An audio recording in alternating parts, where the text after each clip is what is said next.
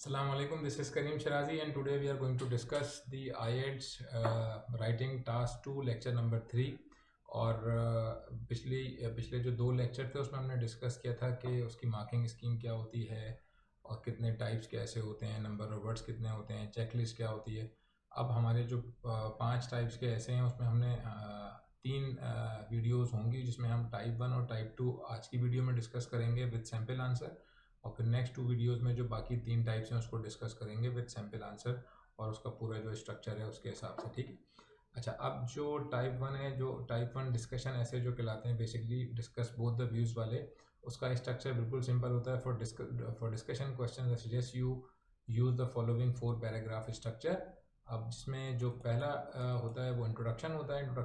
Introduction में जो mandatory होता है वो होता है पैराफ्रेजिंग क्वेश्चन और स्टांस मींस आपका मौक़िफ़ क्या है, आप नीचे क्या लिखेंगे पर बॉडी पैराग्राफ में, वो आपने मेंशन करना होता है। अच्छा, बैकग्राउंड स्टेटमेंट को थोड़ा सा क्लियर कर दूं। जैसे फॉर सपोज अगर कोई टॉपिक है एजुकेशन का, सो आपने जो बैकग्राउंड स्टेटमेंट है, कोई भी जनरल सेंटेंस जिसमें आई वी यू दे ना आए, उसमें आपने डिस्कस करना होता है। मतलब एक सेंटेंस लिखना होता है जिसमें आपने कोशिश ये करनी होती है कि जो मेन टॉपिक का कीवर्ड है वो आ जाए। यानी जैसे अगर एजुकेशन का टॉपिक है तो एजुकेशन का वर्ड आना चाहिए। फॉर सपोज एजुकेशन का कोई भी टॉपिक है, it is believe that education plays a vital role in humans life like this. अगर कोई स्पोर्ट्स का टॉपिक है, so in the modern world international sports has become a common mean for many youngsters. ठीक है। अगर food से related कोई topic है तो उसमें आप बैकग्राउंड स्टेटमेंट इस तरह का लिख सकते हैं कि इन द रिसेंट टाइम, या आप उसको इस तरह कर लें कि eating delicious food has been the prime choice for many, या कोई भी जनरल सेंटेंस। तो वो बैकग्राउंड स्टेटमेंट से थोड़ा सा सहारा मिल जाता है पैराफ्रेज क्वेश्चन के लिए। फिर पैराफ्रेजिंग क्वेश्चन का मतलब है कि जो भी क्वेश्चन लिखा हुआ है उसको आपने चेंज करके लिखना है, that is called paraphrasing a question. और स्टांस का मतलब होता है कि आपने अपना मौक़िफ़ देना है। जैसे फॉर एग्जांपल अगर डिस्कस बोथ द व्यूज़ है तो आपका स्टांस ये होगा कि आई बिलीव दैट, जो भी एक साइड है उससे आप स्टिक हो जाएंगे। यानी जो आप मतलब डिफाइन आप दोनों करेंगे लेकिन आप एक साइड को ये बता देंगे आई बिलीव करके। I believe that getting higher education in abroad it's a good idea for the students to secure a better future like this. ठीक है। अब उसमें 3 चीज़ें हो इंट्रोडक्शन के अंदर, और इसकी जो वर्ड लिमिट है that should be around 35 words to 50 words approximately. अब थोड़ी बहुत ऊपर नीचे कर सकते हैं but this is an ideal. उसके बाद है बॉडी पैराग्राफ 1 होता है। बॉडी पैराग्राफ 1 की जो रेंज होती है वोकैबुलरीज की, नंबर ऑफ वर्ड्स की, that is around 90 to 100 words और 110 वर्ड्स। अब उसमें आपने क्या करना होता है, state the first view point. यानी कि जो भी, जैसे 2 व्यू वाला क्वेश्चन है तो जो पहला व्यू है वो आपने डिस्कस करना है बॉडी पैराग्राफ 1 के अंदर, जो कि आता है इंट्रोडक्शन के बाद। ठीक है। State first viewpoint and then you will discuss the first view. तो पहले व्यू पॉइंट जो भी होगा, पहला व्यू पॉइंट वो मेंशन करेंगे, फिर उसको डिस्कस करेंगे और डेफिनेटली उसको डिटेल में एक्सप्लेन करने के लिए you will require example to support your viewpoint. और एग्जांपल का मतलब है कि अगर क्वेश्चन में लिखी हुई एग्जांपल तो आपने लाजमी देनी है, अगर नहीं लिखी हुई तो आप बगैर एग्जांपल के भी सपोर्ट कर सकते हैं। लेकिन होता क्या है कि English, for most of the people English is their second language, तो सेकंड लैंग्वेज में एक्सप्लेन करने के लिए यू नीड गुड एग्जाम्पल। और एग्जाम्पल 3 तरह की होती हैं, एक जनरल एग्जाम्पल होती है और एक कंडीशनल एग्जाम्पल होती है और एक फैक्चुअल एग्जाम्पलिफिकेशन होती है, यानी कि जो रेफरेंस बेस्ड होती है। तो कोशिश करें कि रेफरेंस बेस्ड एग्जाम्पल दें या जनरल दे दें। अगर आपको रेफरेंस का मतलब होता है कोई ईयर, कोई मैगजीन का सर्वे, कोई इस तरह की चीज़, आप नाम लिख सकते हैं इंस्टीट्यूशंस का, कंट्री का। और अगर वो नहीं मिल रही तो फिर आप जनरल एग्जाम्पलिफिकेशन दे सकते हैं। ठीक है। बट कंडीशनल एग्जाम्पल होती है इफ़ वाली, तो which is not good idea for the students to write personal example. ठीक है। यानी पर्सनल एग्जाम्पल का मतलब आप अपने फैमिली के बारे में किसी की एग्जाम्पल दे रहे हैं, तो दिस इज़ नॉट सूटेबल। तो बॉडी पैराग्राफ 1 में आपने ये करना है। फिर उसके बाद बॉडी पैराग्राफ 2 है। बॉडी पैराग्राफ 2 में स्टेट सेकंड व्यू पॉइंट, जो भी आपका सेकंड व्यू है उसका पॉइंट आपने डिस्कस करना है डिटेल के अंदर। उसमें कोई एग्जांपल अगर है तो उसको सपोर्ट करना है योर व्यू को और एक्सप्लेन करना है। अगेन उसकी जो रेंज ऑफ वर्ड्स है वो 90 टू 110 है। एंड रिमेंबर दिस कि जो दोनों व्यू होंगे उसकी पॉजिटिव साइड आपने डिस्कस करनी है। जैसे student should go abroad for the higher studies और they should complete their higher studies in their home country. तो हायर एजुकेशन इन अब्रॉड जो है उसकी जो रीजनिंग देनी है। और जो दूसरा वाला व्यू होगा उसमें होमलैंड में या अपनी होम कंट्री में हायर एजुकेशन हासिल करने की जो रीजनिंग होती है वो आपने देनी है। यानी कि not negative side, positive side दोनों की। ठीक है, फिर आप आ जाते हैं कंक्लूजन पे। कंक्लूजन में आपने करनी होती है समरी, यानी समराइज करना होता है। जैसे having discussed both the views in the detail, the conclusion I have come to is, and then state which one is better or more important। यानी यहाँ पे आपका अपना पॉइंट ऑफ व्यू आएगा कि उन दोनों व्यू में से which one is better, तो वो आपने मेंशन करना है because it is already mention in the question. ठीक है, जैसे फॉर सपोज ये देखा क्वेश्चन लिखा हुआ है, computers are being used more and more in education. Some people say that this is positive trend, while others argue that it leads to a negative consequences. Discuss both the sides of this argument and then give your opinion। तो ये साफ लिखा हुआ है कि your opinion आपने देना है, at the end में clearly mention किया हुआ है, and then there is a sample। अभी देखें, there is an ever increasing use of technology such as tablets and laptops in the classroom। It is often argued, अब यहाँ तक जो है ये kind of background sentence, and then it is often argued that this is a positive development whilst others disagree and think it will lead to the adverse ramifications। अब ये आपका हो गया, this is what you are paraphrasing a question, and this is the last one is this one is your stance।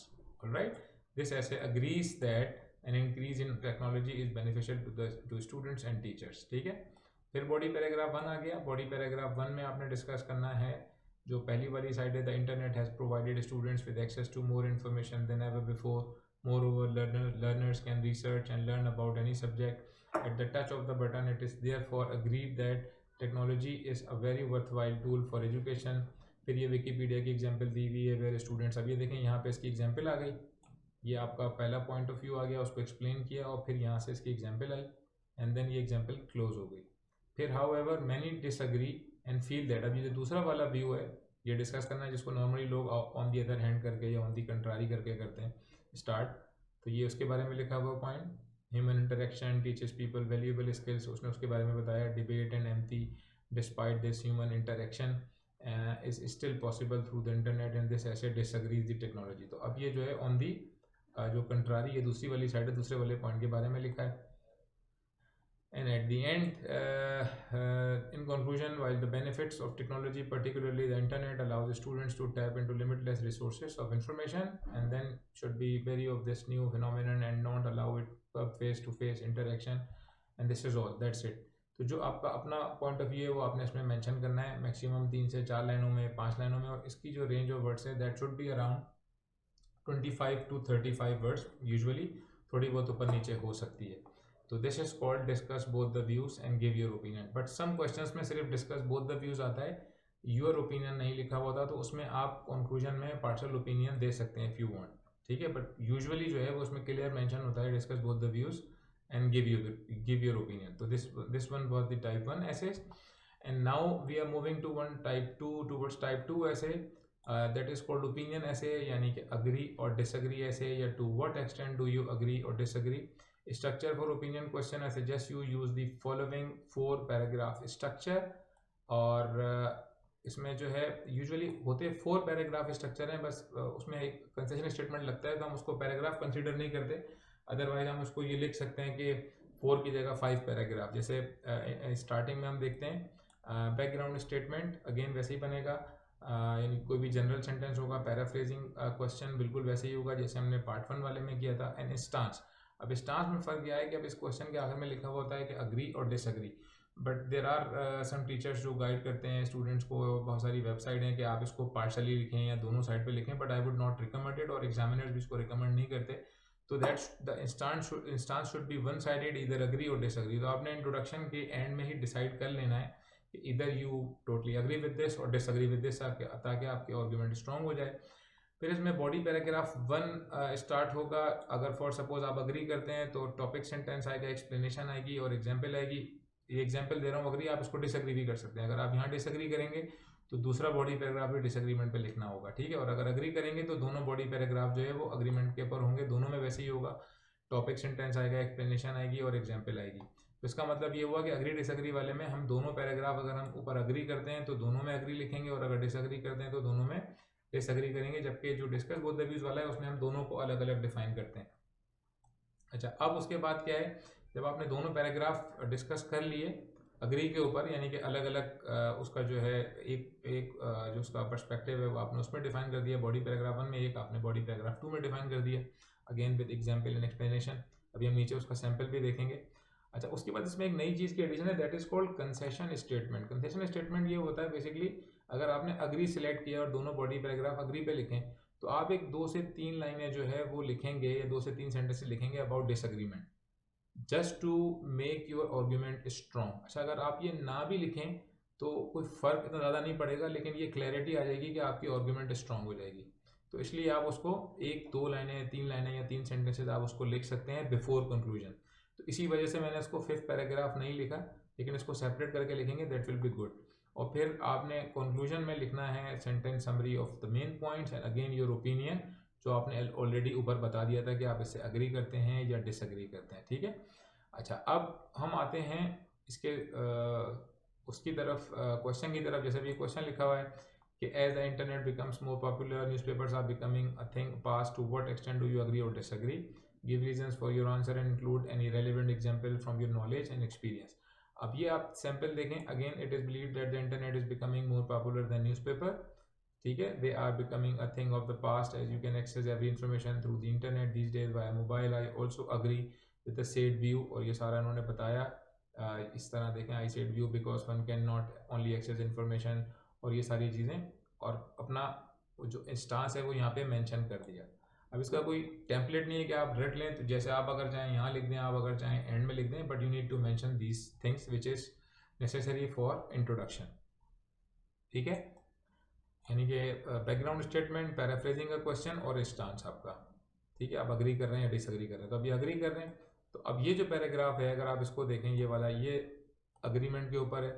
Newspaper printing are also causing environmental issues where different international organization are raising concerning due to use of paper as well as no the paper manufacturing is done via cutting trees, और ये सारी चीज़ें हो रही हैं। फिर मज़ीद उसकी डिटेल बताइए अगले पैराग्राफ में।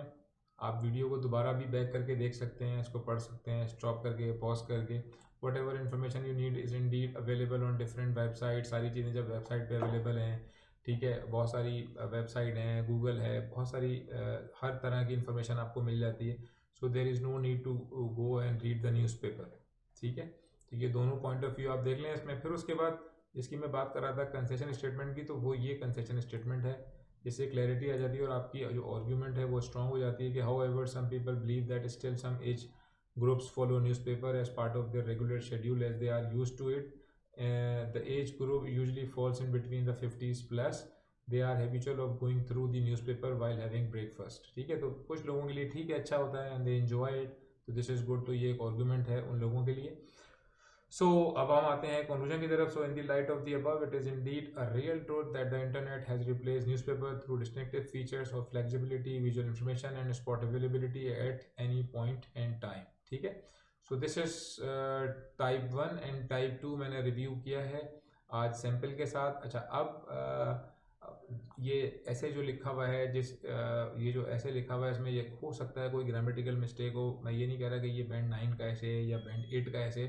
फॉर सैम्पल आंसर आप ब्रिटिश काउंसिल की वेबसाइट पे, कैम्ब्रिज की वेबसाइट पे, there are thousands of essays are there, but आपने उन अच्छे एसेस या बुरे एसेस को नहीं देखना। आपने सिर्फ पैटर्न फॉलो करना है, वर्ड लिमिट सही होनी चाहिए, टाइम पे लिखना है, और आपने डेफिनेटली अपनी अंग्रेज़ी का जो आपका लेवल है आपने उसके हिसाब से लिखना है उसको।